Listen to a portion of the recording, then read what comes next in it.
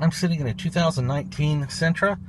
We have one existing key that the inside's damaged, so you have to touch the start button with the remote to start it. Then we have one replacement here. That's an OEM. So let's program these things. Nissan. Sentra. Key coding. Down to 19. I'm going to go smart remote. Smart 5. Program key. Yes. Press the hazard lights. Yes. Yes. New pin. Now it doesn't matter if there's one key or whatever in here. Once it's in the programming mode, it's going to let you program up to the maximum amount of fobs. So there's no interference. Okay. We're going to start with the original.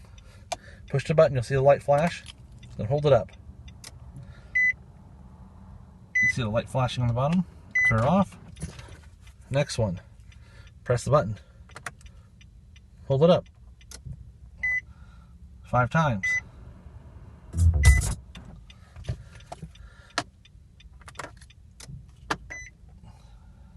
And there it is.